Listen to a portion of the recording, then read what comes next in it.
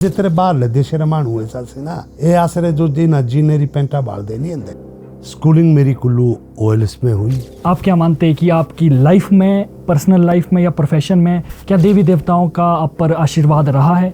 Movies देखते हैं आप? नहीं? कोई फेवरेट हीरोइन? अब तो कटरीना कैफ से स्थान का देवता सबसे पहले होता है ना। कुल देवता के साथ में स्थान देवता की पूजा। पैंट जो कुल्लू पट्टी की बनाई थी तो मैंने पहनी थी, वो पहन के मैं पंजाब यूनिवर्सिटी गया था। वो पट्टी जब ऐसे सिद्धू फैमिली गला के रहती बड़े पिछड़े राख के रही, लेकिन और सिद्धूरा कोड़ू 10 महीने दुकाना लागी सजदी करोड़ों रुपए तो सिद्धू लागे बिक दे। तो दोस्तों आप सभी को मेरा नमस्कार। मैं हूं आपका होस्ट नितिश राजपूत, लेकर आया हूं एक और रोमांचक एपिसोड आप सबके लिए। आज के जो हमारे मेहमान हैं वो सिर्फ कुल्लू में ही नहीं, पूरे हिमाचल में लोगों के दिलों में एक खास जगह बना चुके हैं। आज के जो हमारे स्पेशल गेस्ट है श्री सुंदर सिंह ठाकुर जी, जो कि विधायक होने के साथ साथ डिपार्टमेंट ऑफ पावर, फॉरेस्ट और टूरिज़्म के चीफ पार्लियामेंट सेक्रेटरी भी है साथ में। और आज उनके साथ बहुत ही खास बातें होगी, कुछ इंटरेस्टिंग बातें होंगी। तो मैं सर स्वागत करता हूं आपका हमारे इस पॉडकास्ट चैनल में। सबसे पहले तो आपको नमस्कार और चरण वंदे। बहुत बहुत आशीर्वाद आपको। हम आपको देख देख कर ही बड़े हुए हैं और बहुत सारी चीज़ें, आज मैं बड़ा एक्साइटेड हूँ आपसे बात करने के लिए। तो जैसा कि आज सर हमारा जो पॉडकास्ट है ये स्पेशल दशहरे के ऊपर हमने डिसाइड किया था कि दशहरे पर ही हम इसके बारे में बात करेंगे। तो और मैं थोड़ा सा एक साल पीछे जाना चाहता हूँ। पिछली साल का दशहरा ना सिर्फ हमारे लिए, पूरे देशवासियों के लिए एक यादगार रहा था। उसमें कुल्लू कार्निवल हुआ था, झांकियाँ निकली थी और मुझे लगता है 15 के करीब देश आए थे जिन्होंने परफॉर्म किया था। और इसके अलावा भी बहुत सारी यूनिक ऐसी चीज़ें हुई थी जो मुझे लगता है कि आज तक के इतिहास में वो कभी नहीं हुई। तो इस पर आने से पहले मैं ये जानना चाहता हूँ कि इतना क्रिएटिव माइंड कैसे आता है, कैसे सोच आती है कि ऐसा कुछ अलग भी किया जा सके जिसमें यूथ भी बंध जाता है, सब बंध जाते हैं। इन देवी देवताओं की कृपा है कि मेरा जन्म कुल्लू के बहुत ही दूर दराज लगघाटी के शालंग गांव में हुआ। उस वक़्त के एक जो मेरे बुज़ुर्ग थे वो एक सामान्य परिवार से हम लोग हैं, लेकिन फिर से वही देवी देवता की कृपा है।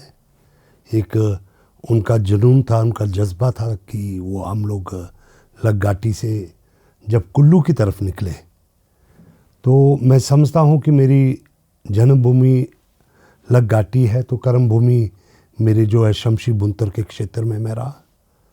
स्कूलिंग मेरी कुल्लू ओएलएस में हुई। तो एक ये जो विविधता थी कि कभी मुझे कॉन्वेंट कल्चर में जाना पड़ता था। सर्दियों में जब छुट्टियां होती थी तो 3 महीने मुझे लगघाटी का वो हर एक माघ का साजा होना, वो जुबा डाली बांटनी और देवी देवताओं के, क्योंकि दादाजी कारदार थे तो निस्संदेह जो दादा पोते के साथ एक रिश्ता होता, तो मैं सभी देव संस्कृति को बड़ी नज़दीक से देखता था। और दादा दादी के पास रहते हुए मैंने जो ये लोकल कल्चर देखा, लोगों का जो एक पूरे साल भर किस प्रकार से हमारे जीवन के साथ देवी देवताओं का मेल मिलाप है, हमारी संस्कृति है। यही वजह है कि ज़मीनी स्तर पे मुझे जुड़े रहने का मौका मिला। किसान परिवार से होने के नाते फिर कारोबार, बुज़ुर्गों का अच्छा, पिताजी का अच्छा फैला फूला और आशीर्वाद उनका है कि उन्होंने मुझे एक बेहतर एजुकेशन में, हम ओएलएस में पढ़ा। उसके बाद बीएससी मैंने Punjab university Chandigarh DAV college से किया और उसके बाद जो है कानून की पढ़ाई बीए एलएलबी मैंने हिमाचल यूनिवर्सिटी से किया। तो ये सारी बातें हैं, गांव में आना और गांव में खेतीबाड़ी भी करना, एक उन्नत किसान की तरह जो है हमने कोशिश की है कि ये जो सब्जियों को लेकर आए थे, ये जो हाइब्रिड टमाटर था इसकी खेती भी की, मूली भी उगाई और गोभी भी उगाई, टमाटर से लेकर मटर से लेकर जो भी खेती बाड़ी में कर सकते थे, अपने जो भी कर सकते थे। बोझा भी ढोया है, गोबर भी ढोया है, बगीचे में भी काम किया है। यानी कि सभी कुछ करते हुए फिर कॉन्वेंट स्कूल में रहना और उस कॉन्वेंट के माहौल में रहना, तो और दशहरे का पर्व पीपल जातर हो या हमारे गांव के जो मेले हों, माघ का साजा हो, सैर का साजा हो, बड़ी नज़दीक से देखा है। और हमारा तो स्कूल भी जो है सुल्तानपुर में होता था, ये राजे के बेड़े के पास। तो मैं देखता था दशहरे में जो देवी देवता आते थे किस प्रकार से वहाँ पे आना जाना रहता था। संस्कृति से जुड़ा रहा ये एक मैं समझता हूँ। और उसके साथ में जहाँ तक आपने बोला कहा कि ये कैसे सोचाई, देवी देवताओं की बदौलत और सारे एक मौका मुझे मिला कि विदेशों में काफ़ी घूमा हूँ। और अभी सरकारी तौर पे नहीं, पहले से मुझे घूमने का शौक़ था। तो मैंने कुछ गवर्नमेंट स्पॉन्सर्ड प्रोग्राम्स में भी, हथकरघा में भी बाहर गया हूँ और बहुत बड़ी बड़ी एग्जीबिशंस में गया हूँ जिसमें हिमाचल को रिप्रेजेंट करने का मौका मिला। और सबसे बड़ी बात, जब मैंने यूरोप को देखा, यूरोप को एक ऐसी जगह है, स्विट्ज़रलैंड हो, इटली हो, आपका ऑस्ट्रिया हो, आप पूरा जो यूरोप का एल्प्स के इर्द गिर्द जितनी कंट्री, जर्मनी हो, तो इन ये हिमाचल है उससे रिलेट कर सकता है। तो वहाँ जब मैंने देखा कि किस प्रकार की चीज़ें होती है, फिर पंजाब यूनिवर्सिटी में पढ़ते हुए हमने देखा कि पंजाब के लोग हैं अपनी खेतीबाड़ी से जुड़े रहने के साथ संस्कृति के ऊपर अपने फोकस करते हैं और पंजाबी बोलते हुए वो अपना विदेशों में भी काम करें। तो यही वजह थी, जो एक्सपोजर की वजह थी। थोड़ा कोशिश की है, मैं ये नहीं कहता कि मुझसे पहले कोशिश नहीं हुई। प्रार्थी जी के वक़्त से, उसके बाद में राजकिशन गौड़ रहे, कुंजलाल जी रहे, सत्यप्रकाश जी रहे, किमी राम जी रहे, करण सिंह जी रहे, बहुत सारे लोग रहे हैं। लेकिन इतना हाईलाइट लाइफ में मेरा जो एक्सपीरियंस है अभी तक का, इतना हाईलाइट दशहरा पिछली बार ही हुआ था, उससे पहले उतना मुझे लगता है नहीं हुआ था। मुझे दशहरा कमेटी का जो सदस्य रहते हुए, पिछले साल तो मैं चेयरमैन बना, 91 में मैं जबकि 25 साल का था तो मैं पंचायत समिति कुल्लू का अध्यक्ष बना था। तो जब मैं पंचायत समिति कुल्लू का अध्यक्ष बना तो उससे पहले किसी वक्त में नगर परिषद मनाती थी और उससे सबसे पहले जो ये मेला होता था इसको पंचायत समिति कुल्लू मनाती थी। तो उसके नाते में एकमात्र अध्यक्ष था पंचायत समिति कुल्लू का, जो कि दशहरा कमेटी का सदस्य था। तब से मैं इनपुट देता था। मेरा ये मानना था कि जो हमारे गांव में लालड़ी है, नाटी है, वेशभूषा है, मुझे शुरू से बहुत गर्व रहा है अपनी वेशभूषा पे। मैं शायद एक बारी मुझे याद है कि सबसे पहले कुल्लू में जो कोट और पैंट जो कुल्लू पट्टी की बनाई थी, तो मैंने पहनी थी। वो पहन के मैं पंजाब यूनिवर्सिटी गया था। वो पट्टी कुल्लू की पट्टी का पजामा तो होता है, लेकिन पैंट और कोट बनाना, एक सूट बनाना, तो मुझे याद है कि मैंने बनाया था। तो पूरा लोकल बॉर्डर नहीं, वो तो एक थोड़ा फैंसी आइटम हो जाती है, लेकिन मूलतः उसको पजामा तो बनता था, कुल्लू सुथन तो बनती थी, लेकिन पैंट कोई कुल्लू की पट्टी का नहीं बनाता था।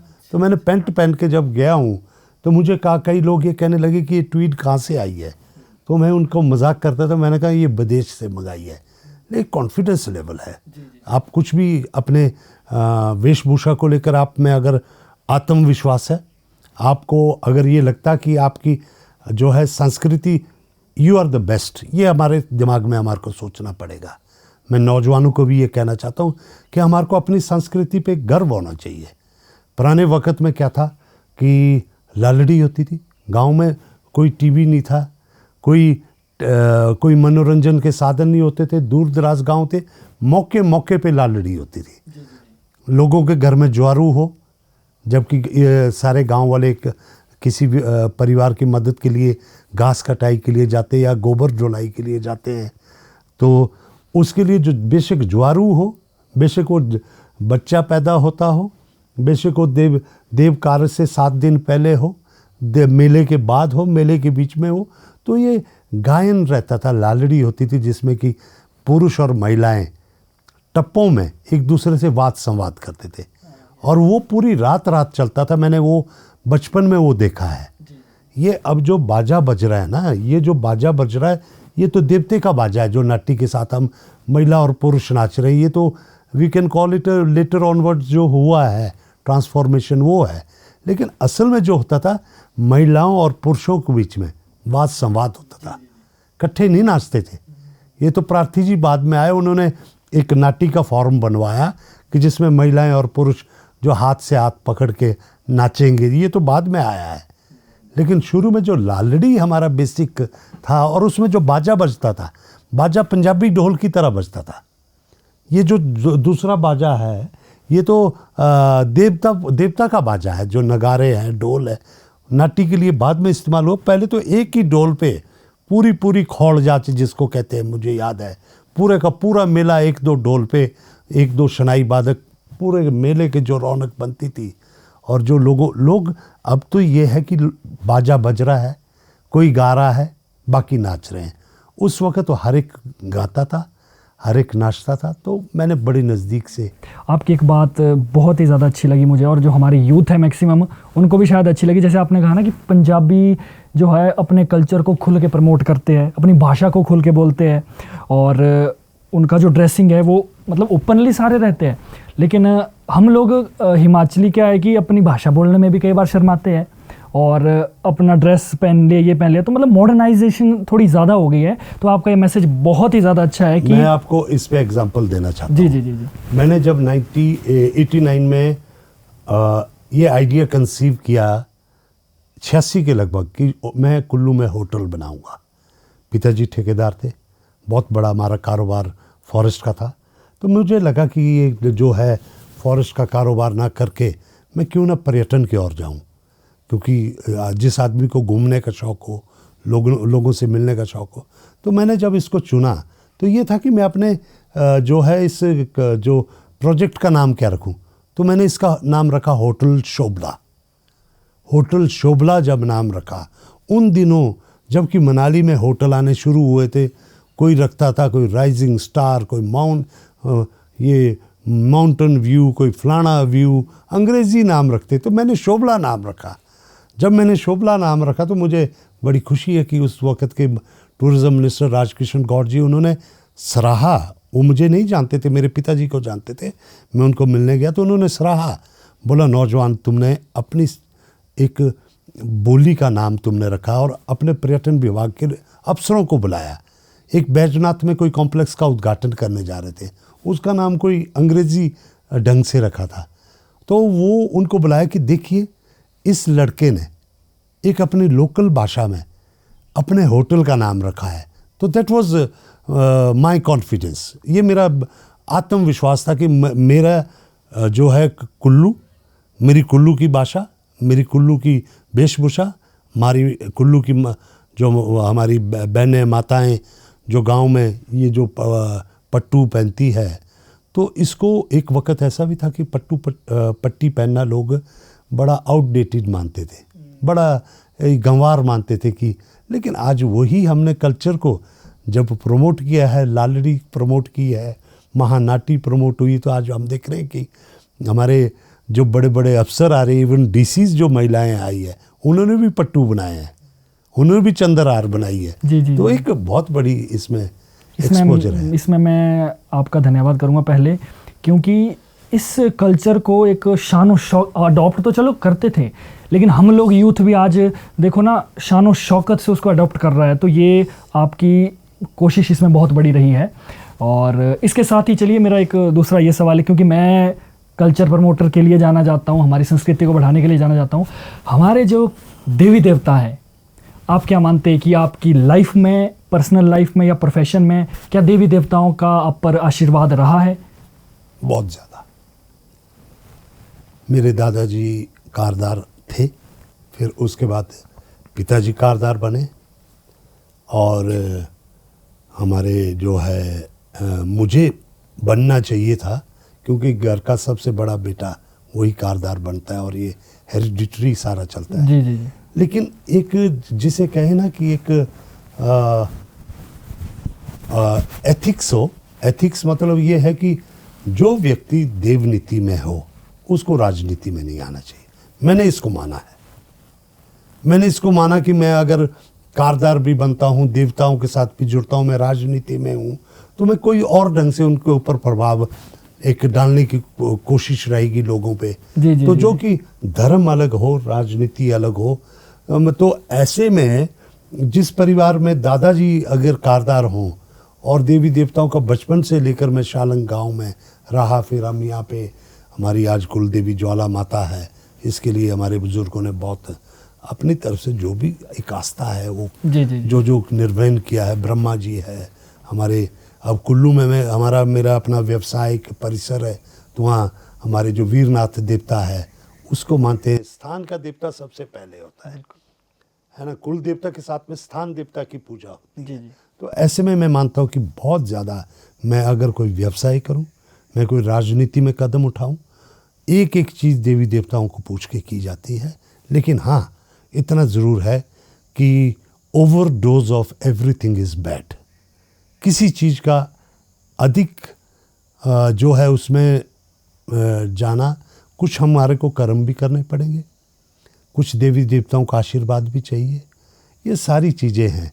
मैं तो बड़ा खुशकिस्मत हूँ कि देवभूमि कुल्लू में पैदा हुआ हूँ, और उससे ज़्यादा खुशी की बात यह है कि एक ग्रामीण परिवेश में पैदा होने के साथ, पहले तो कुल्लू शहर भी गांव ही था, खोरी रोपा था, सुल्तानपुर था, और इसी प्रकार से जो गांव के मंतबेड़ थे, कोई पंडित बेड़ होती है, कोई ऐसे ही ये छोटे छोटे गांव थे।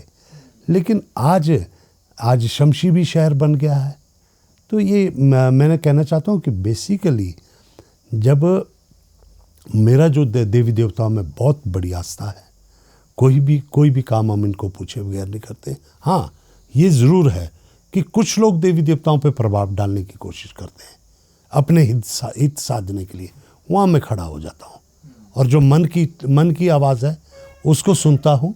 और यही वजह है कि इनके बदौलत सब कुछ मिला है, नहीं तो वरना नॉन पॉलिटिकल फैमिली से उठ के राजनीति में आना और लोगों के बीच में रहना और लोगों से विश्वास जीतना बहुत बड़ी बात है। काफ़ी लंबे समय से पंचायत समिति का अध्यक्ष भी रहा, ज़िला परिषद का उपाध्यक्ष भी रहा, बड़ी संस्थाओं में रहा। तो ये लोगों का प्यार है और समर्पण है मेरा देवी देवताओं के प्रति, और मैं समझता हूँ कि मानव सेवा ही देवी देवताओं के प्रति सच्चा समर्पण है। मैं मन में राम राम करूं और मेरे गांव के लोग किसी चीज़ के लिए वंचित रहें, उनको मैं अगर कोई सुविधा न दे पाऊं जो सुविधा मेरे पास हो।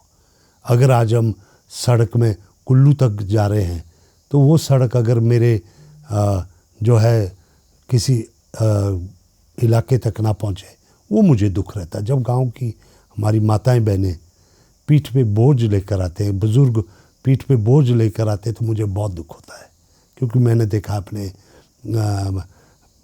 परिवार में बोझा उठाते हुए, हमने खुद उठाया है। तो जैसे कुल्लू शहर में कोई सब्ज़ी बेचने आ रही है हमारी गांव से हमारी माताएं बहनें, तो मुझे लगता है कि उनको एक सही सुविधा मिलनी चाहिए, उनको एक सही ढंग से हमें जो है प्रमोट करना चाहिए। यही वजह, ये समाज में रहते हुए देवी देवताओं का बहुत बड़ा हमारे समाज में योगदान है।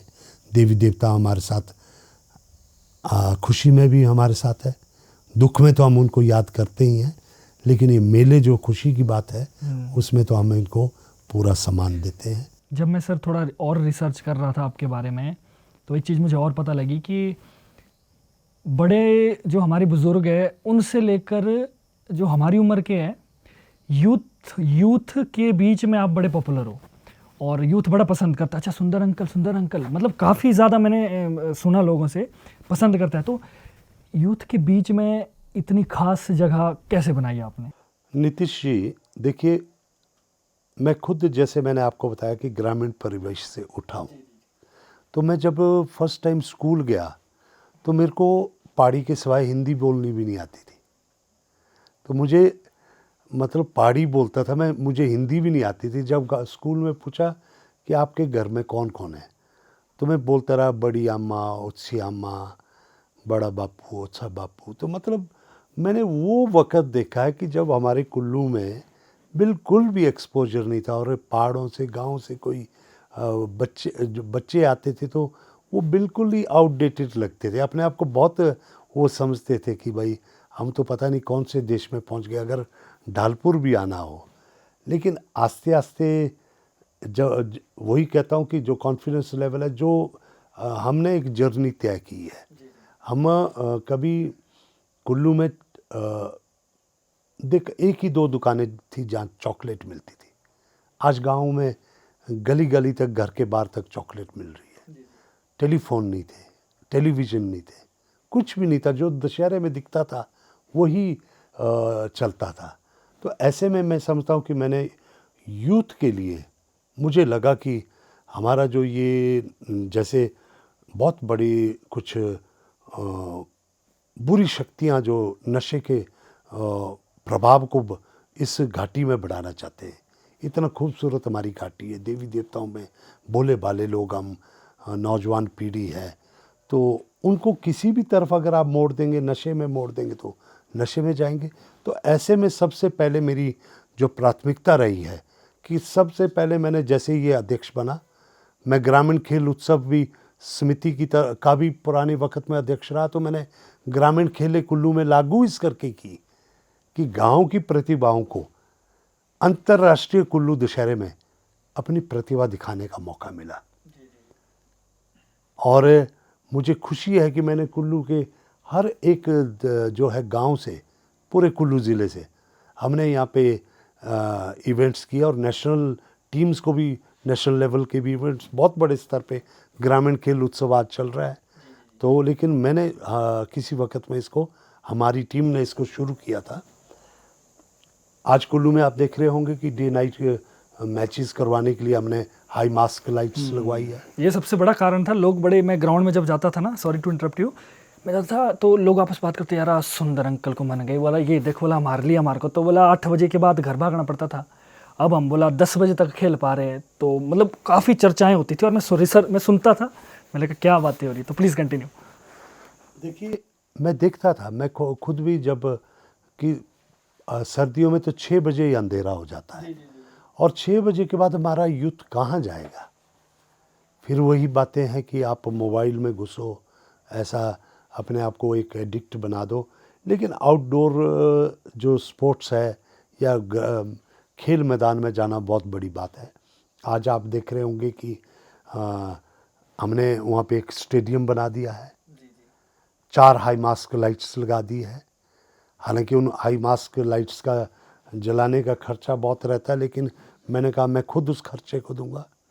आज मुझे खुशी है कि अभी हमने 2 और लाइट्स आज लगनी शुरू हो रही है। वो जो कबड्डी का हमारा मैदान है, जहाँ पे ग्रामीण खेल उत्सव होता था, पिछली साल वहाँ पे जब फाइनल मैच हो रहा था, तो बैड लाइट की वजह से वहाँ पे बहुत बड़ा डिस्टर्बेंस हो गई कि अंधेरा हो गया, और वो मैच के ऊपर बहुत बड़ा बखेड़ा खड़ा हो गया कि टॉस से जीत करवाएं, क्योंकि खेलना तो संभव नहीं था। मेरा उसी वक्त दिमाग में आया कि अगली बारी को यहाँ पे 2 बहुत बड़ी लाइट्स खड़ी करेंगे। तो मैंने धन्यवादी हूँ कि अलेन द्वांगन वालों ने वो लाइट्स दी है। आज गांव-गांव में जहाँ पे भी खेल मैदान की ज़रूरत है, छमाण में मुझे याद है उनको एक क्रिकेट के लिए प्लेग्राउंड बनाना था। आज मुझे याद है कि किंजा चंसारी स्कूल में मैंने विधायक प्राथमिकता में उसे जो है खेल योजना में शामिल करवाया। बुनतर का स्कूल का है। तो ऐसे में नौजवानों को हमने, युवा मंडलों को बहुत सारी स्पोर्ट्स किटें बांटी गांव-गांव में। विधायक में मैं हिमाचल में शायद सर्वप्रथम रहा हूँगा जिन्होंने युवाओं को और महिलाओं को, महिला मंडलों को बहुत सारा जो है हमने दिया है, उनको किट्स दिए हैं। और उन नौजवानों को मैं कहता हूँ कि आप जब भी आएँ, कोई भी कार्यक्रम में आए, उनका नाम लिखा है, लोगो बना हुआ उनका। तो वो एक मुझे अभी भी थोड़ा सा मैं कर पाया हूँ, और भी करना चाहता हूँ। मैं ये जो सुविधा हमने कुल्लू दशहरा ग्राउंड में दी है, अभी देख रहे हैं कि हमने 3-4 ग्राउंड तो घास लगा दिए, लेकिन एक ग्राउंड अभी जो है पूरे का पूरा, जहाँ एथलेटिक्स भी होती है, क्रिकेट भी होता है, उसमें धूल मिट्टी उड़ रही है। किसी वक्त मैंने वहाँ पे ट्रैक्टर चला के, 1 साल में क्रिकेट एसोसिएशन का अध्यक्ष भी रहा, तो मैंने ट्रैक्टर चला के उसको लेवलिंग, हमारी टीम ने कोशिश की थी, उसको हरा भरा बना दिया था। आज वो फिर से वो घास वहाँ पे गायब है। तो दशहरे के बाद हमारे को वहाँ पे भी कुछ सुविधा पैदा करनी है। अगली बारी को वो बिल्कुल आपको पूरा बदलाव नज़र आएगा वहाँ पे भी। मैं चाहता हूँ कि किसी भी अंतरराष्ट्रीय स्तर पे जो सुविधा उपलब्ध है वही सुविधा हमारे कुल्लू में होनी चाहिए, और उसके लिए हर संभव, क्योंकि देखिए अगर सरकार इतनी बड़ी इंफ्रास्ट्रक्चर बनाना हो तो फिर भी एक विधायक के तौर पे या मुख्य संसदीय सचिव के तौर पे या सरकार में रहते हुए इतनी सारी सुविधाएं थोड़ा सा मुश्किल है। लेकिन अब मुझे खुशी है कि यहाँ पे बड़े बड़े प्रोजेक्ट्स हैं, जैसे एडी हाइड्रो है, NHPC है, सतलुज जल विद्युत निगम है और पावर ग्रिड है। इन सब ने हमें जो इनका कॉरपोरेट सोशल रिस्पॉन्सिबिलिटी होता है, मैंने उस सब्जेक्ट को पकड़ा है।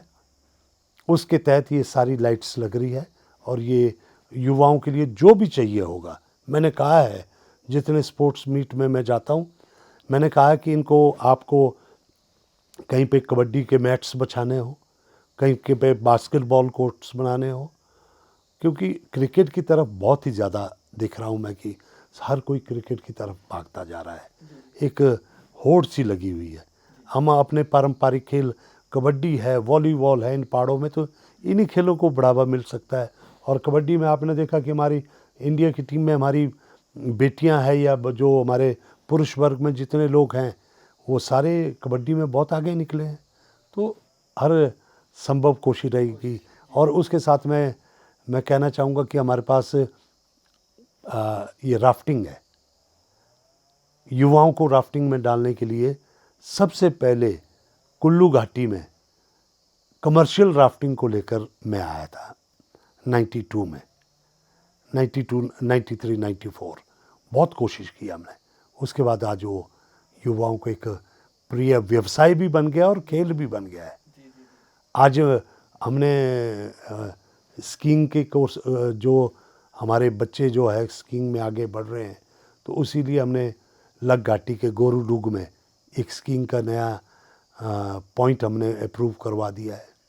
तो ये बहुत सारी बातें हैं। मैं चाहता हूँ जो भी युवा, मैं आपके माध्यम से कहना चाहता हूँ, मेरे गांव का, मेरे शहर का कोई भी युवा मेरे पास आ जाए, सिवाय इसके कि वो बोले कि हमने आयोजन के लिए कोई एंट्री फी वाला काम करवाना है, वो तो एक उनका अपना जो है एक आयोजन वाला काम अलग है। लेकिन अगर मेरे गांव के युवा मंडल को, शहर के युवाओं को कहीं पे भी जिम लगाना हो, कहीं पे भी उनको स्पोर्ट्स की कोई फैसिलिटी चाहिए हो, मैं तत्पर रहूँगा और कोशिश करूँगा कि उनको, अगर उनको नेशनल खेलने भी जाना है, इंटरनेशनल खेलने भी जाना है, मेरी तरफ से जो सहयोग हो पूरा रहेगा, ताकि हमारी युवा पीढ़ी अपने जो खेलों की तरफ ज़्यादा रुझान रहे। तो कोशिश रहेगी, मैंने छोटी सी कोशिश की है, बहुत कुछ करना बाकी है। बहुत अच्छी बात कही आपने। और इतना आप इंटरेक्ट होते हो, इतनी बड़ी बड़ी चीज़ें आप कर ले हो, जो कि यूथ को आज की डेट में ऐसे बड़े पॉलिटिशियन इग्नोर ही करते हैं, लेकिन आप इतना कर रहे हो, तो मुझे लगता है कि इसका जो प्यार है आपको भरपूर मिल रहा है और आगे भी मिलता रहेगा। तो अब वो सवाल है जो हमारी जनता इंतज़ार कर रही है कि भाई ये सवाल पूछा जाए। पिछले साल का दशहरा मैंने शुरुआत में कहा सही मायने में इंटरनेशनल रहा। किस वजह से रहा? हमारा 15 के आसपास विदेश से लोग आए थे और वो सिर्फ स्टेज पर परफॉर्म नहीं कर रहे थे, वो झांकियाँ निकाल रहे थे, अपना कल्चर दिखा रहे थे और बहुत सारी चीज़ें ऐसी हुई थी जो कि ऑडियंस को पहले से पता है। इस बार सर आप बता दीजिए कि इस बार दशहरा 2024 में सुंदर सिंह ठाकुर जी द्वारा क्या क्रिएटिविटी हो रही है? पिछली बारी हमने एक कोशिश की कि अंतर्राष्ट्रीय कुल्लू दशहरा नाम तो था, लेकिन कुछ एक देश ऐसा नहीं था कि नहीं आते थे जो सुविधा के अनुसार 2-3 देश आते थे। इससे ज़्यादा हमने कभी देखा नहीं। रूस जैसे रशियन हमारे रोरिक आर्ट गैलरी के वो यहीं पे हैं, वो हर साल आते थे, लेकिन उसके साथ में और भी कुछ देश आते थे। मुझे लगा कि एक मौका मिला है, अध्यक्ष दशहरा कमेटी का बना हूँ, क्यों ना इसमें थोड़ी कोशिश की जाए। तो मेरा एक स्वभाव में है कि मैं जिस चीज़ को एक बारी सोच लूँ, फिर मैं दिन रात कोशिश करता हूँ। सफलता उस ऊपर वाले के हाथ में है। लेकिन हमने पहली बारी, क्योंकि हमारे हिमाचल के कुछ ऑफिसर जो भारतवर्ष में सबसे बड़ा अंतर्राष्ट्रीय जो जिसमें पार्टिसिपेशन होती है सूरजकुंड मेला है, उसमें हमारे हिमाचल के फॉरेस्ट ऑफिसर वहाँ के उसके एमडी भी थे, डॉक्टर नीरज चड्ढा। तो मैंने उनसे पूछा कि आप सूरजकुंड में ये करते हैं, और जो मैंने कार्निवल वहाँ पे स्विट्ज़रलैंड में देखा, वो बड़े अच्छे कार्निवल्स, मतलब उनका नेशनल डे था। तो उसमें उनकी मैंने जब मैं गया मेरी किस्मत थी कि उस दिन उनका नेशनल डे था। तो मैंने फिर सूरजकुंड का भी कार्निवल देखा। तो मैंने कहा कि मुझे यही वहाँ कुल्लू में करना है। तो जब उनसे पूछा तो लगा कि इसका तो बजट बहुत ज़्यादा है। फिर हमने आईसीसीआर के माध्यम से उनसे मिले। हाँ, ये ज़रूर है कि कुल्लू वालों के पास एक सेब का डब्बा ले जाओ या गुच्छी थोड़ी सी ले जाओ, टोपी मफलर पहना दो, तो उसका असर तो है। कुल्लू के लोग हम सेवा भाव में, मेहमान नवाजी में बहुत आगे हैं, तो उसको प्रभाव पड़ा है। मेरी उनसे जब मित्रता हुई, सारे जो है जॉइंट सेक्रेटरी जो मिनिस्ट्री ऑफ एक्सटर्नल अफेयर्स के, मैं एक एक दफ्तर में गया, जैसे कि जिसे कहते हैं ना कि एग्रेसिव मार्केटिंग कुल्लू दशहरे की, एक अध्यक्ष होने के नाते। नहीं तो ये जिम्मा अफसरों का आता था। मैंने बोला नहीं, ये मेरा दशहरा है, मुझको जाना है, मुझको कुछ कुल्लू के लिए, कुल्लू का बेटा हूँ, सन ऑफ द सॉइल हूँ, मेरे को अपनी सभ्यता को लेकर जो है अंतर्राष्ट्रीय स्तर पे शोकेस करना है। तो जब गए तो बड़ा अच्छा प्रभाव रहा। वही वजह थी कि हमने पिछली बारी कुछ इवेंट मैनेजर, वही सूरजकुंड का जो लिंक था, उन्होंने हमारी बड़ा सहयोग किया। बड़े एक हमारे जो दायरे में जो बजट का दायरा था उसमें सारी बातें हुई। और दिल्ली से जितने कल्चरल ट्रुप्स हैं उनको कुल्लू लाना, पिछली बारी तो आपदा आई थी, बाढ़ की स्थिति बहुत खतरनाक थी, पंडोह में रोड रास्ता टूटा हुआ था, ऐसा लग रहा था कि दशहरा, पिछले साल तो ये लग रहा था कि दशहरा होगा कि नहीं होगा। आपने हालात लोग भूल जाते हैं। कोरोना के बाद जब इतनी बाढ़ आई तो पूरा अपर वैली का इलाका कट था, मनाली तो जुड़ा भी नहीं था। दशहरे से पहले दिन मनाली जुड़ा है, उसके साथ में आउटर सराज की पूरी सड़कें लारजी से लेकर पंडोह से लेकर पूरा टूटा हुआ था। ऐसे में हमने आईसीसीआर की टीम को किस प्रकार से हम लेकर आए, मैं धन्यवादी हूँ कि मैं हमारी प्रशासन की टीम, सारे अफसर है और जो हमारे रेजिडेंट कमिश्नर्स है, माननीय मुख्यमंत्री जी ने मुझे कहा कि आप इस दशहरे को बड़े स्तर पे कीजिए। तो उनका बहुत बड़ा, क्योंकि वो प्रदेश स्तर की दशहरा समिति के अध्यक्ष हैं, तो हमने बहुत सारे जब लोगों को लेकर आए तो एक अच्छी पार्टिसिपेशन थी, 15 से अधिक देश आए हैं। तो उसका इम्प्रेशन इतना पड़ा है पिछले सालों जो हमने उनको यहाँ पे उनका स्वागत हुआ, और उन्होंने हमारे जो गांव का यहाँ पे वेशभूषा देखी, देव संस्कृति देखी, तो वो उनके लिए एक बहुत दूसरी दुनिया का अनुभव था उनके लिए। और यही वजह है कि मैं आपको बता दूं कि हिमाचल प्रदेश में कुल्लू एक ऐसा स्थान है जो कि एक अलग देश है। कुल्लू को मैं मानता हूँ कि कुल्लू की जो, हम पंजाब का भी हिस्सा रहे, हम पहाड़ी क्षेत्र भी है, देवी देवता भी है। अंग्रेज़ जब शिमला आए तो शिमला में तो राज करने आए, लेकिन कुल्लू में जब अंग्रेज़ आए तो वो यहाँ पे सैर के लिए आए, घूमने आए, पर्यटन के लिए आए। और उन्होंने जब यहाँ की हमारी इस घाटी को देखा, खूबसूरत घाटी को देखा, तो यहाँ के जो है परंपरा में बंध गए। उन्होंने हमारी परंपरा को अपना लिया। कईयों ने यहाँ पे शादियाँ लोकल की है, पुराने, आप जॉनसन्स देखे, बेनन्स देखे, आप देखिए ना, वो यहीं पे बस गए जो ऑफिसर्स आए थे। और तो यही है जो कुल्लू में हमारे जो है ना, जो आप तो जानना चाह रहे कि दशहरे में ये कैसे इस बारी का क्या क्या नाम है। तो इस बारी तो वही कह रहा हूँ कि पिछली बारी का जो कामयाब रहा ना हमारा काम, जो एक दशहरे में आव भगत और जो हमने उनको अपनी कल्चर को दिखाया है, इस बारी जब हम सारे कंट्रीज़ के रिप्रेजेंटेटिव को हमने 2-3 मीटिंग हिमाचल सदन दिल्ली में की, कर्टन रेजर किया। आज तक कभी कर्टन रेजर नहीं होता था। कर्टन रेजर यानी कि मैं कुल्लू में बताऊं तो जैसे कोई भी कार्य होता ना घर का, तो घर वाले बोलते यार अब महीना रहा हुआ है, 1 महीना रह गया। तो उससे पहले एक घर वाले इकट्ठे होते, यार 1 महीना रह गया तो क्या करना है। तो हमने वो जो curtain raiser 30 days to Dussehra वो दिल्ली में किया, और उसमें हमने इन सारे देशों को भी बुलाया। तो जब उन्होंने पिछले साल जो देश आए थे, ख़ास तौर पे उज़्बेकिस्तान, रूस तो है ही है, फिर इराक था, और यूरेशियन जो डिवीज़न है उन्होंने जो सराहना हमारी कुल्लू की, तो उसका एक इम्प्रेशन सारे जितने एम्बेसडर्स के रिप्रेजेंटेटिव्स थे उनके ऊपर पड़ा, और हर एक आना चाह रहा है। और इस बारी मैं आपको बता दूं कि 15 से अधिक देशों के तो हमारे राजदूत आएंगे, राजदूत जो पहले, हाँ, एम्बेसडर पहली बारी कोई एम्बेसडर्स जो आते रहे हैं, 1-2 एम्बेसडर आते रहे हैं, लेकिन 1 दर्जन से अधिक राजदूतों का आना, मतलब इतनी देशों का तो सीधा पार्टिसिपेशन विद सरकार पार्टिसिपेट कर रही है। वो राजदूत आएंगे तो वो उन देशों में तो हमारे पूरे कुल्लू का दशहरे का प्रचार प्रसार होगा।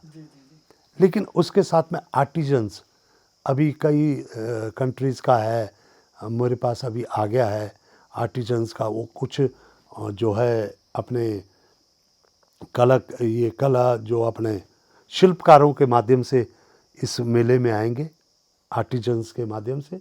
तो कुछ कल्चरल ट्रुप्स आ रहे हैं, कल्चरल ट्रुप्स भी 1 दर्जन से अधिक होंगे।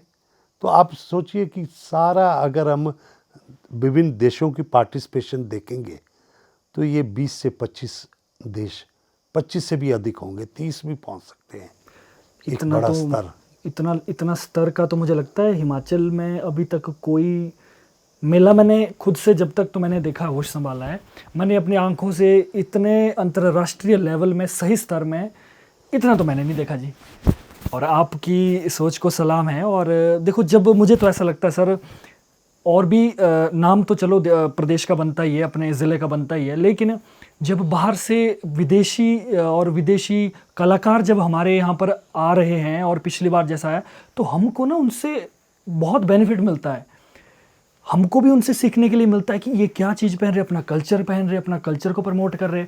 हम भी एक नेचुरली एक हमारे सबकॉन्शियस माइंड में चीज़ें जाती है ना, तो ये एक बड़ा यूथ के लिए आपने बेनिफिट बताया है। इसके अलावा अगर कुछ और आप कहना चाहते हैं दशहरे के लिए, इस बार के दशहरे से रिलेटेड कुछ? देखिए, ये जो है ना विदेशी जब आएंगे, पहले तो अपनी संस्कृति दिखाएंगे, उनके देश का पहनावा क्या है, वो पहनकर उनके देश का जो डांस फॉर्म होगा या नृत्य की जो शैली होगी उसको वो पेश करेंगे।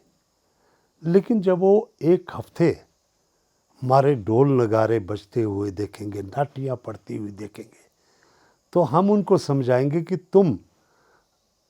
तुम्हारे साथ हमारा संस्कृति का बेसिक जो धुन होती है, बेसिक जो एक उसका जो उनको हम अपनी संस्कृति में डालने की कोशिश हम करेंगे।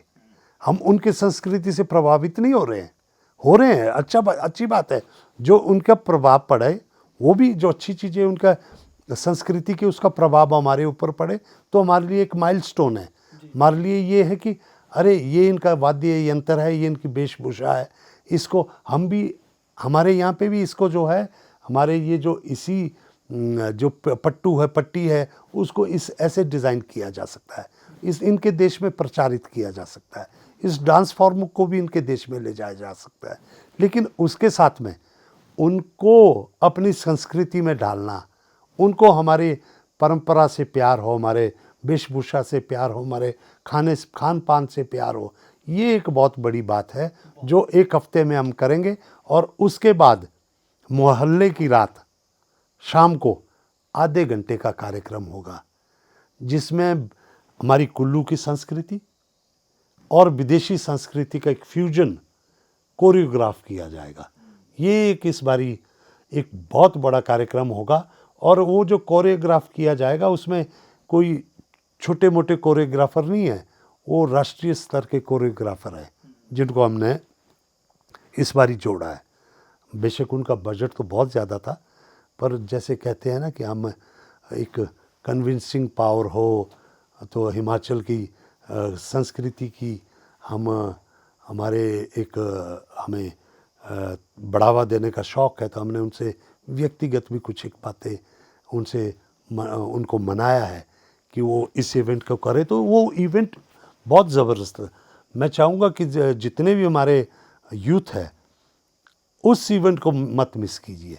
ये जो हमारा पहला 3 जो इवेंट है इंटरनेशनल लेवल पे होने वाले हैं, ये तो ठीक है कि देवी देवताओं का हमारा ठाकर निकलने वाला दिन है, रथ निकलता है, या लंका दहन का है, या अपने देवी देवताओं का है, वो तो हम बिल्कुल उनके लिए पूरा प्रबंध कर रहे हैं, उनके रहने का सब बातें उनको उसमें कमी नहीं होगी। लेकिन ये विदेशियों के लिए जो हमारा पहला एक कल्चरल परेड होगी 14 तारीख को, देखने वाली चीज़ होगी।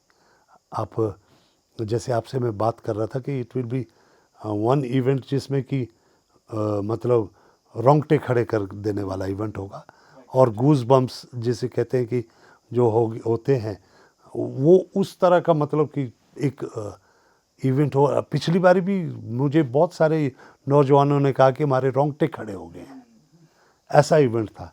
तो ये जो इंटरनेशनल कल्चरल परेड और कुल्लू कार्निवल तो होगा ही होगा। कुल्लू कार्निवल आपका लंका दहन वाले दिन सुबह होगा, लेकिन उसके साथ में जो मोहल्ले की रात जो ये फ्यूजन होगा, और हर दिन जो अंतर्राष्ट्रीय कलाकार आएंगे वो कला केंद्र में भी परफॉर्म करेंगे, और दिन में हमारे जो बुज़ुर्ग बच्चे परिवार गांव से जो दिन के लिए आते हैं, दिन में देवी देवताओं के पास माथा टेकने आते हैं, तो उनको रात का कला केंद्र का प्रोग्राम देखने का मौका नहीं मिलता था। उनके लिए हमने रथ मैदान में स्टेज 2 लगा रहे हैं, और स्टेज 2 स्टेज 1 से कम नहीं होगा, हाँ सेम लेवल पे होगा। और लेकिन वो जो अंतर्राष्ट्रीय कलाकार है, जो स्टार कलाकार है, अंतर्राष्ट्रीय कलाकार वहाँ पे भी परफॉर्म करेंगे। ये मैं आपको बताना चाहता हूँ। आज हमारी हालांकि दशहरे की बहुत सारी तैयारियाँ अभी भी चल रही है, जिसके लिए आज भी कई बैठकें हैं, प्रेस भी है, प्रेस मीडिया को ब्रीफिंग भी है। तो इस बार अंतर्राष्ट्रीय मीडिया भी जुड़ा है, और सारे मैं चाह रहा हूँ कि यूट्यूब चैनल भी दशहरे का है, उसके माध्यम से भी आप घर बैठे देख सकते हैं। लेकिन मैं भी ये राय दूंगा कि घर बैठे जो चीज़ें आपने बताई है ना, इसको सुनने के बाद मुझे लगता है जो घर बैठते भी थे ना, वो बोलेंगे यार इस बार सुंदर जी ने कुछ तगड़ा किया है, जाना चाहिए। तो वो मुझे लगता है वो भी पहुंच जाएंगे इस बार। हाँ, मुझे उम्मीद है कि इस बारी मैं अपने नौजवानों से, माताओं बहनों से, और हमारे जो नई पीढ़ी है, बच्चे हैं, उन्हें ज़रूर कम से कम ये जो कार्निवल है इनका एक न एक जो कार्यक्रम उन्हें ज़रूर दिखाएं। जी। उससे उनको बहुत अच्छा एक्सपोजर मिलेगा। और बड़ी संख्या में हमने जो महिला मंडल भी इसमें इस बारी हम जो जोड़ रहे हैं, जो अंतर्राष्ट्रीय ट्रूप्स के साथ एक जो परफॉर्म करेंगे, तो एक बहुत भव्य मैं कह रहा हूँ कि अब तो ये लग रहा है कि कुल्लू दशहरे का जो दिन कम है, कार्यक्रम बहुत है। बिल्कुल। तो ये है कोशिश है। चलिए, मेरा एक सर आखिरी सवाल है आपसे। पर्सनल लाइफ और राजनीति आपकी नेचुरली बहुत हेक्टिक रहती है, कभी कभी इतने इंटरव्यूज़ देने, लोगों के बीच में जाना, पूरा दिन नेचुरली बहुत सारे काम होते हैं। तो उस बीच आप, जैसे होता है ना कि हर इंसान का एक स्ट्रेस बस्टर होता है, जैसे अगर मैं थक जाऊं या मेरा माइंड थक जाए तो मैं एक मूवी देखता हूं और मेरा माइंड रिलैक्स हो जाता है, दूसरे दिन फिर से नया, क्योंकि काम क्रिएटिव है और आप तो क्रिएटिव करते जा रहे हो। तो स्ट्रेस बस्टर आपके क्या होते हैं? आप रिलैक्स होने के लिए क्या करते हो? मूवी देखते हो या कोई और आपकी हॉबीज़ है, कुछ खेलते हो? क्या करते हो आप स्ट्रेस बस्टर के लिए? देखिए, अब राजनीति सही मायने में बहुत हेक्टिक है, और लोगों को जब से ये आधुनिक सारे ये जो मीडिया आ गया है या हमारे मोबाइल आ गए हैं, तो आपकी जवाबदेही बहुत ज़्यादा बढ़ गई है। तो राजनीति में रहते हुए हम जवाबदेह हैं हर एक व्यक्ति के लिए, लेकिन मुझे खुशी है कि मेरे जितने हमारे वर्कर्स हैं, जितने मेरे साथ जुड़े हुए लोग हैं, वो बहुत हर एक जिम्मेदारी निभाने की कोशिश करते हैं। अब बेशक प्रशासन है, सभी है, हम ने एक ऐसे ढंग से बूथ लेवल पे एक सिस्टम बनाया है कि जो हमारे बूथ पे हमारे कार्यकर्ता हैं, युवा मंडल है, महिला मंडल है, उनसे मेरा सीधा संवाद होता है, और बहुत सारी चीज़ें जिम्मेदारी बढ़ती भी है, और लेकिन विकेंद्रीकरण की वजह से मैं रिलैक्स भी रहता हूँ। मेरे पास ज़्यादा फ़ोन इस करके नहीं आते कि मैं रूबरू मिलने में ज़्यादा विश्वास करता हूँ। तो ऐसे में मैं समझता हूँ कि जब बहुत ही हेक्टिक हो जाए तो संगीत सुनना मेरा बहुत पसंदीदा एक जो है, मैं कोशिश रहती है कि पुराने जो भी हमारे वक़्त के गीत संगीत थे आजकल वो है, लेकिन उसके साथ साथ दोस्तों से बैठना कल्चर का पार्ट है हमारे। दोस्तों के साथ बैठ के संगीत में शाम हो तो अच्छा है। बैठ के उस समय का किसे आप कैसे सुनते हैं? देखिए, उस वक़्त के तो सारे ही फेवरेट थे। उस वक़्त क्या था कि एक ही सिनेमा घर होता था कुल्लू में, उसमें जो फिल्म आ जाए वही सिंगर जो गाना गा रहा है वही कई दिन तक गुनगुनाते रहते थे, वही हीरो फेवरेट होते थे। लेकिन अब तो वैरायटी बहुत है, लेकिन उस वक्त वैरायटी नहीं थी।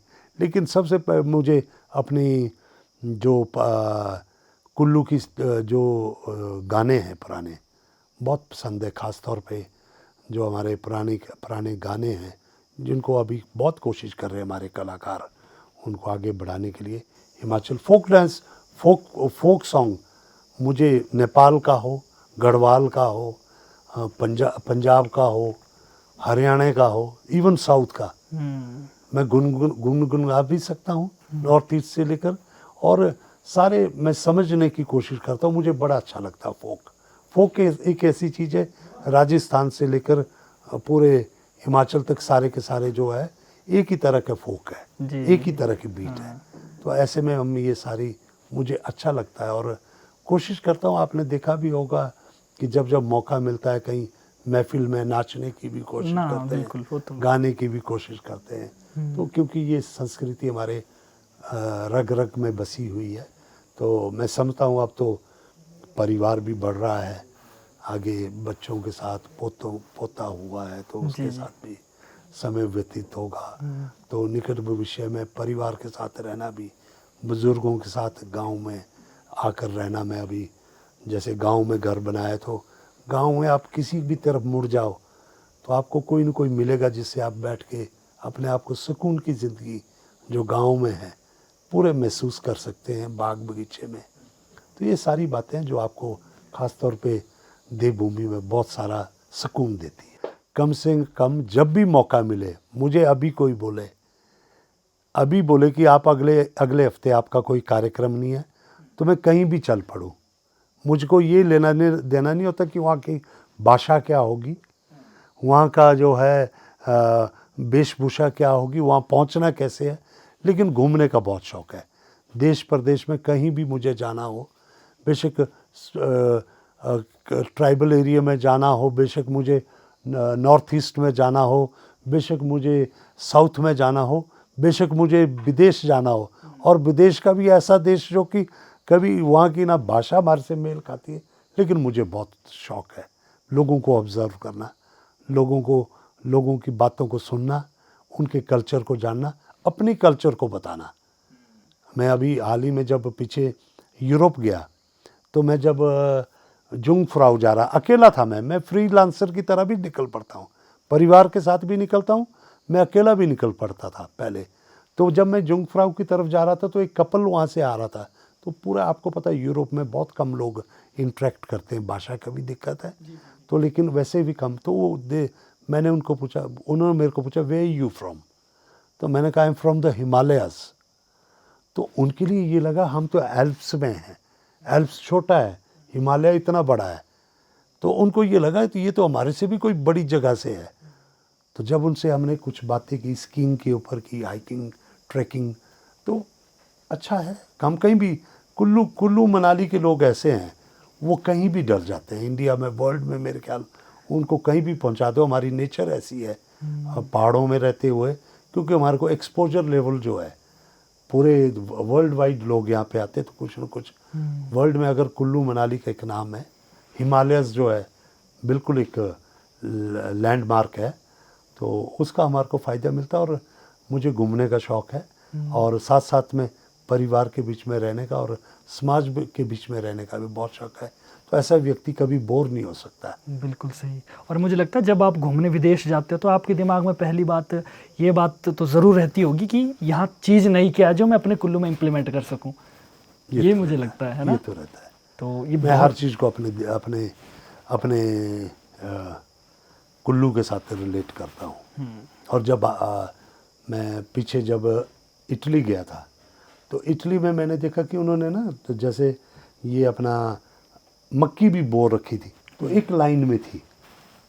तो मैं जब घर आए तो मैंने बोला हम तो पेड़ एक लाइन में नहीं लगा पाते हैं, उन्होंने तो मक्की का बीज जो बो रखा था, एक कोने से दूसरे कोने तक एक ही डाल नज़र आ रहा था।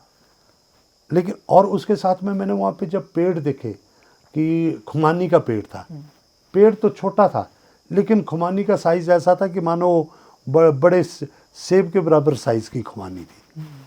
तो वो जो वहाँ पे जो फ्रूट्स लेते हैं वो अब जो ये हाई डेंसिटी फार्म ऑर्चर्ड्स यहाँ पे आए, तो मैंने जब इटली में देखे तो मैं यहाँ आकर बात करता था तो लोग मेरी बात को विश्वास नहीं कर रहे थे, उनको लग रहा था पता नहीं ये क्या कह रहा है। लेकिन आज वो चीज़ें आई है, तो मैं हर चीज़ को, बेशक वो हमारे पर्यटन है, बेशक वो खान पान है।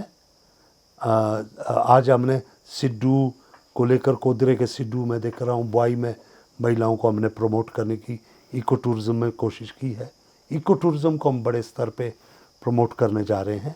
तो ये मेरी एक कोशिश है जिसको हम हमेशा ये जारी रहेगी, ये तो मरते दम तक शायद अपनी परंपरा को लोगों के समक्ष पेश करना और दूसरे देशों की संस्कृति को समझना बहुत इंटरेस्टिंग चीज़ें हैं। बिल्कुल, बहुत सही है। तो अब चलिए अंत करने का समय आ गया है, पर चलो एक यूथ का क्वेश्चन पूछ लेता हूँ मैं, शायद वो इंतज़ार कर रहे होंगे कि कुछ ऐसा पूछे। आजकल मूवीज़ देखते हैं आप? नहीं? हाँ, कोशिश करता हूँ जब कई मूवीज़ तो किश्तों में देख पाता हूँ। नेचुरली पूरी मूवी देखने का तो समय नहीं मिलता है। लेकिन कुछ एक जैसे अपने आप को रिलैक्स करना हो तो कपिल शर्मा शो, उसको मैं बेशक रिपीट भी देख लेता हूँ। और कुछ एक जिसमें कि आप रिलैक्स, सस्पेंस वाली, और ये जो बड़े जिसमें दिमाग लगाने की जरूरत पड़े जैसे ट्रेजेडी वाली मूवीज़ है। हाल ही में मैंने कुछ मूवीज़ देखी जिसमें कि आप भविष्य काल में चले जाते हैं, फिर पिछले काल में चले जाते हैं, तो वो बड़ा स्ट्रेस वाली मुझे, हम क्योंकि ठीक है ये सारी चीज़ें हमारे ऑलरेडी इतना स्ट्रेस है, ऑलरेडी इतनी जो कहानियाँ एक राजनीति में चलती रहती है, तो आदमी रिलैक्स करने के लिए, कोई लाइटर मूड में रहने के लिए, तो ऐसी मूवीज़ जिनमें कि हंसी मजाक ज़्यादा हो और म्यूज़िक अच्छा हो, सूदिंग हो, तो वो प्रेफर करते हैं। कि अब साजिशों वाले सीरियल देखने का हमारे पास समय नहीं है, और हम रोज़ इतना बोलते हैं ना, सास बहू की इतनी कहानियाँ सुन लेते हैं, लोग हमारे पास सुनाने आते कि कहीं पे घर में घर की कहानियाँ सुनाते हैं, तो घर की कहानियाँ तो अभी देखने का मौका, क्योंकि हमारे को तो रियल लाइफ की लोग बताते हैं। तो ये जो पर्दे पे, तो हम यही चाहते हैं कि कोई ऐसी चीज़ें हो जिसमें कि रिलैक्स हो, तो ऐसे ज़रूर मैं। ऐसे कोई आपका फेवरेट हीरो या जिसको आप देखा हो आजकल की जो मूवी चलती है उनमें से कोई? देखिए आजकल जो भी नए कलाकार आ रहे हैं, हर एक कोशिश कर रहा। मुझे ये जो आर्ट, जैसे जो आर्टिस्ट जो है आर्ट मूवीज़ के हैं, कई बड़े अच्छे प्रभावित करते हैं। जैसे आमिर खान भी है, समय समय पे सिलेक्टिव तौर पे आता है, तो हर बारी जब आता है तो एक नए संदेश के साथ वो आता है, तो वो बड़ा अच्छा लगता है। वो उसके पास कमर्शियल एंगल मुझे कम लगता है। तो यही वजह थी कि जब 3 इडियट्स मूवी मैंने देखी तो मैंने कभी एक मूवी को रिपीट करके नहीं देखा, लेकिन उसको मैंने लगातार 2 बार ही देखा। तो उसको जब भी देखता हूँ तो वो अपने कॉलेज के दिनों से कहीं कहीं रिलेट करती है। तो ऐसी मूवीज़ जो कि आपको इंस्पायर भी करे और एक समाज में संदेश भी दे। मुझे कोई भी अगर कहता कि ये आपको मूवी देखनी चाहिए तो मैं देखने की कोशिश करता हूँ। कोई फेवरेट हीरोइन? हाँ, ठीक है, तो समय समय की बात नहीं। आज तो अब युग परिवर्तन हो गया है। उस वक़्त में जैसे भी मुमताज़ से लेकर हेमा मालिनी से लेकर और आगे आप अब तो कटरीना कैफ से भी आगे ज़माना चला गया है। लेकिन ये ज़रूर है कि आप जो भी देख रहे हो आप उसको कितना एंजॉय करते हैं और वो पर्दे पे कितने एक अपना प्रभाव छोड़ती है। तो ज़रूर मूवीज़ देखना मैं कहता हूँ कि बहुत अच्छी बात है। अपने आप को अनवाइंड करना हो, अपने आप को रिलैक्स करना हो तो ज़रूर मूवीज़ देखनी चाहिए। अब तो बॉलीवुड वाले भी राजनीति की ओर कोशिश कर रहे हैं। देखिए वो तो ठीक है, जब आदमी के पास पैसा आता है तो उनको लगता है कि राजनीति में हम आके कुछ करेंगे। लेकिन मैंने बहुत सारे बॉलीवुड के लोगों को देखा कि कुछ समय के लिए आए हैं और वो क्षण भर का एक जोश रहता है, फिर वो बाद में उनका ख़त्म हो जाता है। क्योंकि राजनीति एक निरंतर संघर्ष की कहानी है, निरंतर एक समर्पित रहने की बात है। और अब तो निकट भविष्य मैं समझता हूँ कि ये समर्पण और लोगों से आपकी उम्मीदें बहुत बढ़ती जा रही है। तो समय आ गया है कि राजनीति में भी नौजवानों को आगे आना चाहिए, नौजवानों को मौका मिलना चाहिए। वो नौजवान जो अपने गांव के लिए, कुल्लू के लिए काम करे। और ये जो अब स्तर हम यहाँ पे जैसे एक बोलते हैं ना विकास का स्तर साबित हम कर चुके हैं, उस स्तर को आगे लेकर चले। तो यही मैं आपके माध्यम से नौजवानों को भी संदेश देना चाहता हूँ। बिल्कुल सर, मेरे एक आखिरी आपसे एक गुजारिश है, जैसा कि बिना हमारी जो लोकल लैंग्वेज है ना उसको उसमें बात किए बिना अगर हम पॉडकास्ट करें तो मज़ा थोड़ा सा आता नहीं है उतना। हिंदी में इसलिए क्योंकि व्यूअर्स हमारे नेचुरली इंडिया पूरे इंडिया से हैं।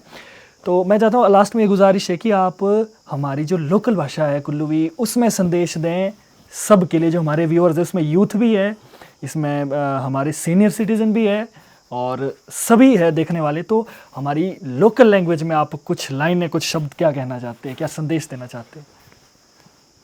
वक्त उसा दशमीरा तुसे जाना सी जय देव देवते इन आशीर्वाद पूरे कुड़ू पांदे सा। और ख़ास तौर पर 10वीं तो कोई और की गल थोड़ी नहीं थी।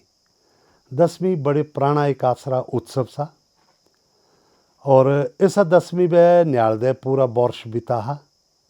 मेरे बुजुर्ग, माताएं, बहनी, नौजवान साथी और नन्हे मुन्ने बच्चों, आऊँ चाह सा जे आसरी है जो कुड़ूरी परंपरा सा, खास तौर पर आसरा टोपी सा, थिप्पू सा, पट्टू सी, शाला सी, मफलर सी, पट्टी सा। तो ये सारी जो आसरा पहनावा सा, जो आसरा रहन सहन सा, ओस बाड़ा तुसे पहले एक वक्त होती जब आसे सिड्डू फैमड़ेरी गला के रहती तो आसे बुझती यार आसे तक किस बड़े पिछड़े राखे रहे सी। लेकिन ओसे सिड्डूरा जैबन और सिड्डू कुड़ू 10वीं दुकाना लागी सजदी तो करोड़ों रुपये तो सिड्डू लागे बिक दे। बाकी तू ही संगे जब आसरी जो नाटी 10वीं पाई तो गिनीज बुक ऑफ वर्ल्ड रिकॉर्डन भी आई। तो यह गल असी जो आसा वह बड़े भारी अपने परंपरा वह आसा संभालिए भी डाणी और आसा भी पांदे गर्व भी होना चाहिए।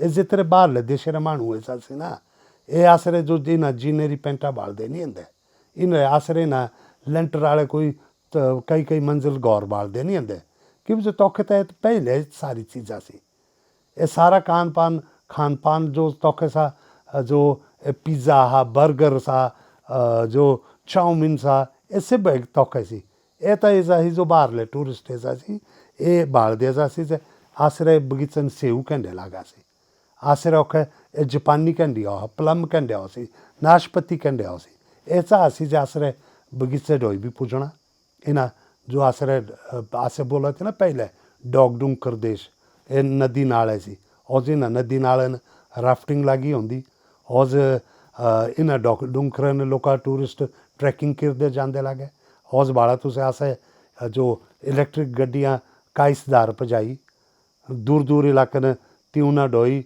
मणिकन बरछाणी डोई टूरिस्ट पूजे लागे पूछते जगह जगह तो अब एक कोशिश आसरी सा जे भाई ए जो टूरिज्म सा ए जो आसरी संस्कृति सा ए संस्कृति आसा कहते बाहरले देशा बने नहीं और जितने देश रहे बाहर कलाकार इंदे लागे सी इस बारी 10वीं बे इतने आसा कुड़ून भी कलाकार बेचने सी बाहर है तो वही रीति आशा लोड़ी से जो सब इन बेहतर आश्रय महिला मंडल से बेहतर आश्रय युवा मंडल से तुसे ऐसा अपना कार्यक्रम दिया दूसरा कार्यक्रम जो तुसे नंबर 1 का पान दे ले तो हम आशा ज़रूर कोशिश करनी जी कि कल्चरल एक्सचेंज के माध्यम संग है तू सब बाहरले देश जाने का मौका भी मिले आऊँ तो सब जो कि नवरात्र बधाई भी दे सा तो ऐसा 10 मेरी भी शुभकामनाएं दे सा चाहे भाई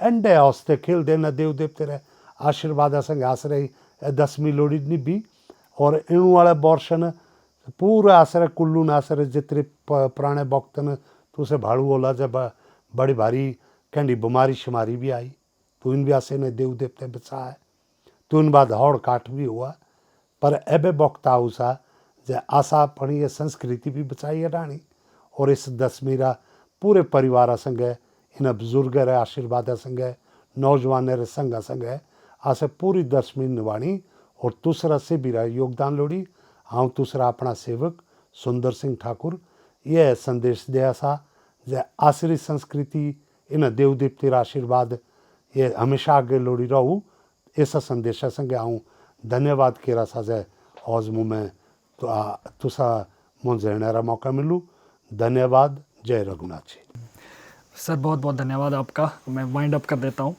मैं चाहता हूँ इन फ्यूचर भी हम एक बार फिर से आपसे मिलें और आपके जीवन के बारे में बहुत सारी बातें रह गई है क्योंकि स्पेशल दशहरे के लिए था ये आपके जीवन में आपका लाइफस्टाइल आप बचपन से लेकर अभी तक का जर्नी आपकी हम ज़रूर उसमें करेंगे और मैं ऑडियंस से भी कहना चाहता हूँ अगर आपको कुछ सवाल पूछने हैं नेक्स्ट वीडियो के लिए तो आप कमेंट कर सकते हैं और बहुत बहुत धन्यवाद सर आपने हमें मौका दिया और दशहरे की आप सभी को भी बहुत सारी शुभकामनाएं हैं और मैं चाहता हूं इस वीडियो को लाइक ज़रूर करें शेयर ज़रूर करें और एक इन्फॉर्मेटिव वीडियो है आप सभी के लिए दशहरे से रिलेटेड और ज़रूर शेयर करें वीडियो को लाइक ज़रूर करें तो तब तक के लिए देखते रहिए द लिमिटलेस टॉक जय भोलेनाथ।